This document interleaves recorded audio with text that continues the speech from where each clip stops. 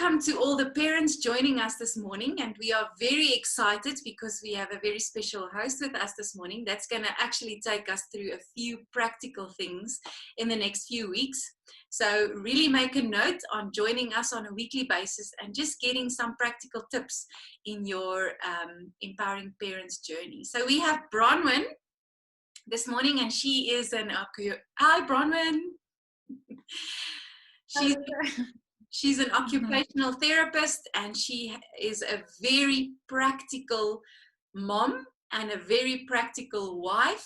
And also in her job, she's very hands-on and practical. So don't leave. You want to hear this. You want to hear how you can actually practically be a parent during this time. So thank you for joining us, Bronwyn. Awesome. Hi, everybody. Just to disclaim, I'm definitely not the world's best parent, so I'm just sharing just tips that we've learned through time with working with children. So yeah, I don't proclaim to be a professional by any far stretch of the imagination. Awesome. So we're going to this morning specifically just chat to Bronwyn about children and their emotions. I think what we have learned, and you as a parent, you have also seen in this time the emotions of a child and how they express it in this time was quite a shock for me as a parent, and I believe for you also.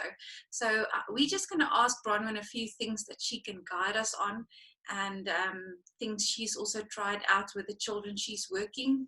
She's been specifically working with the special needs kids, and she has really seen some results in a few practical things. So Bronwyn, just first up, just how can we identify that our children is busy expressing an emotion, and they're not just being naughty or not just being tired, it's actually there is an emotional expression happening. How can we identify that?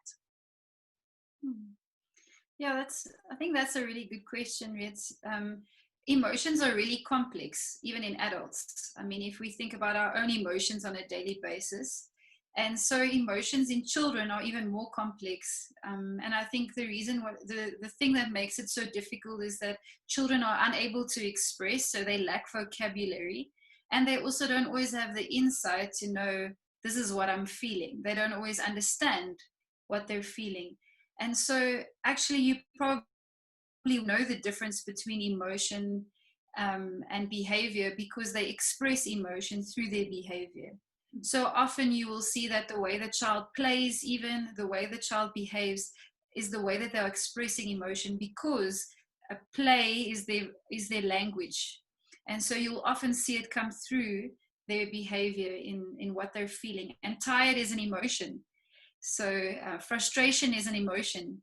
So you will see it in their behavior, definitely. Yeah, I think one thing that you said there that is such a key is play is their language, and that's a key note that we can take and just keep in mind when we work with our kids and with our emotions. I think another question I have here as a parent is, how can I help them to self-regulate when emotions get overwhelming?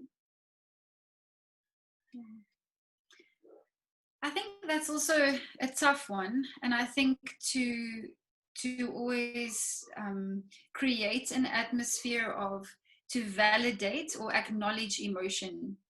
So sometimes, remember I said a child doesn't know what they're feeling, but perhaps you as a mom can identify. So if I use an example, the child was playing with their friends, and now you're asking them to come home, and now they will have a meltdown or throw a tantrum because they don't want to leave their friends.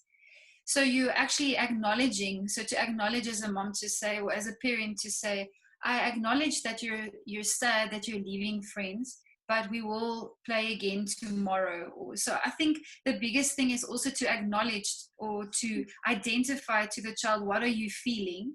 And then you can help the child deal with it. Okay, I can see that you're angry because I've taken away your bike, but let's maybe go to your room and kind of scream in your pillow, or and then you can give them ways in which to deal with the emotion more appropriately. But it doesn't help that as a parent we're not acknowledging the actual emotion or to identify, because remember, the child doesn't know what they're feeling. And for example, another small example could be often children with sensory things, like, say, I see it in my son, sometimes the something in his shirt is irritating him, and he will start to scream and perform, and then you realize, this is actually an irritation. So to acknowledge, okay, there's something in your jersey, would you like me to take it off?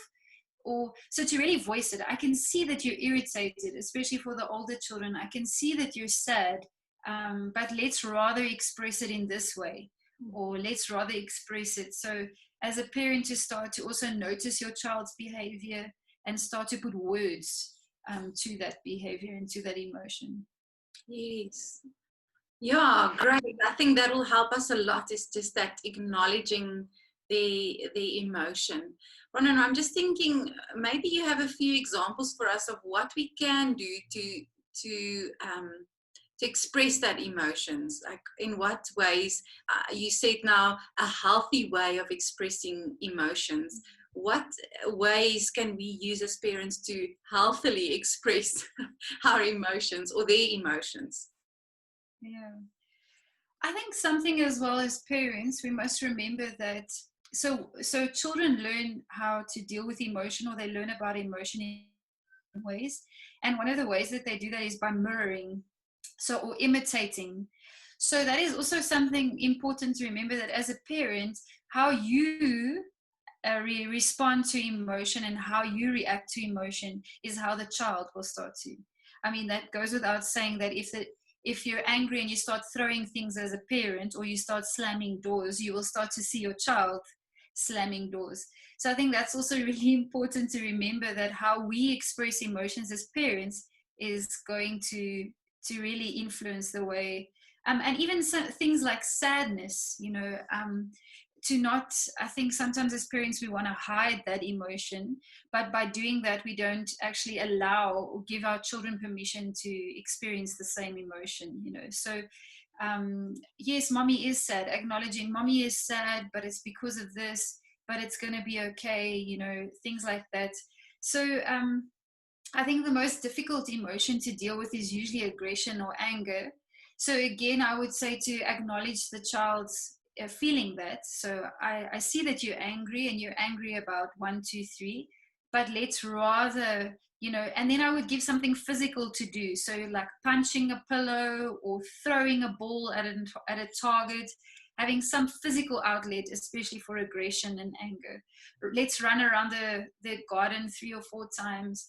Or I don't know if you could always allow a child to scream out loud or scream in your pillow, but give your child options. It doesn't always help. I think sometimes as parents we want to suppress the emotion. No, you can't feel that. No, don't be angry. But I think that's sometimes easier if you can acknowledge the emotion, and then, okay, teach your child, okay, now how do you deal with the emotion, rather than trying to suppress the emotion. Yeah, I think that's very, very good advice. And in that acknowledgement, I've seen even in our kids that are still very young, starting to use the language of emotions, even though they don't always understand it, like sadness or anger. My little one that is only 2 now, it's a difficult language to use, because they don't really understand the name of the emotion yet. But I've seen just using it, the next time I use it, he has a greater understanding. So as parents, not to be scared to use the name of the emotion, because in that way we also give them a little bit of a emotional intelligence. They learning the language of emotions, and I think that is really good. Just for us as a family, one thing that we've done just to self-regulate us. I know many of you families watching now, there's times where it just gets too much. Everybody is not happy. Everybody is at a bad spot. And so one thing that we have started as a family, and that has really helped, it's just something practical and fun, is we put on a song, and we have our favorite song that we as a family love, and we put it really loud, and then we all just dance. But me and my husband must many times do it first, even though we don't feel like it. We are maybe so upset or frustrated. We have to take that initiative because we are the adults. We have to take the initiative first, and then we just dance. And the kids, one by one, they fall in when they are ready. And by the end of the song, we are all on the same page. And we've just self-regulated. We've just got ourselves, and we just got that emotions out of the way. And that has really helped us. So if you want to try it if it's not working. I know sound is sometimes too much for some kids, like you don't want to put on loud stuff for some children. So yeah, just try it out.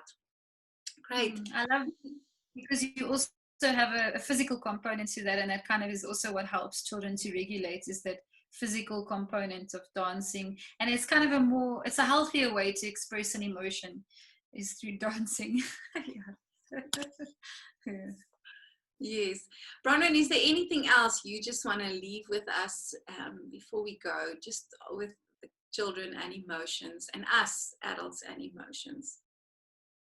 Yeah, I think we're all going through different emotions, and I think sometimes even as adults we struggle to identify what we're feeling, especially kind of in this roller coaster time. So I think to really to notice what your child is feeling would require you to kind of just watch and observe their behavior, observe, and especially with the meltdowns, observe or think about what happened before the meltdown. Think about what happened before the tantrum, just to kind of observe, okay, what went wrong? What was the before? What was the trigger? But it's going to require us in ourselves to also kind of be reflective. And for us as adults who were taught to kind of, emotion is not great, don't express emotion, it's also tough for us as parents. So I think, yeah, have grace with yourself and have grace with your children. And in the same way that you would teach a child, I see with my son, he's only like 20 months old, and he understands if I say, Zach, can you fetch the book? He doesn't know what the book is. He doesn't know what it entails, but he understands the concept book. And it's the same with emotions. Like you say, we can use basic concepts like angry, sad, happy, and start to teach the child, and then give him the vocabulary, or give them the vocabulary. So yeah, just start with the simple. And again, it's about how you respond to your own emotions. That will also give them permission to respond to theirs.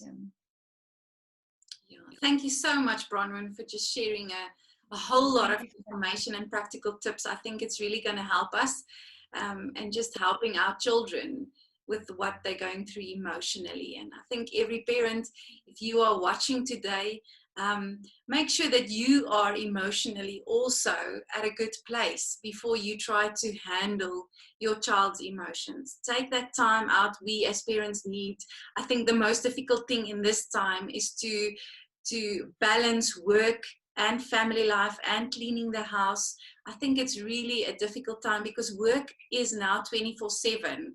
Family is now 24/7. Cleaning the house and cooking is 24/7.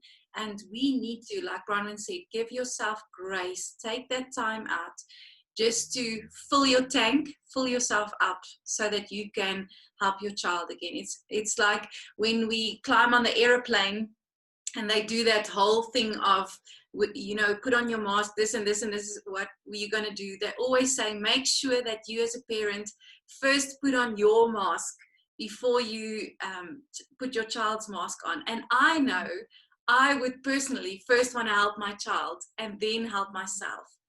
But that's not going to save you, and it's not going to save your child. And it's the same with the emotions thing. Make sure that you put on that mask, that emotional mask that fills you up first before you can help your child. And yeah, so let's try this all as parents, and let us know how you are doing. Make sure that you connect with us. And there is a link below, email address if you want to connect with us, and just need some help in your family personally during this time. We would love to connect with you and see where we can help you, where we can just support you. Even if we can't help you, we would love to just support you in this time. Great. Thank you, Bronwyn. Thank you. Thanks, Ritz. Thanks for the privilege. Awesome. Bless Thank you. you.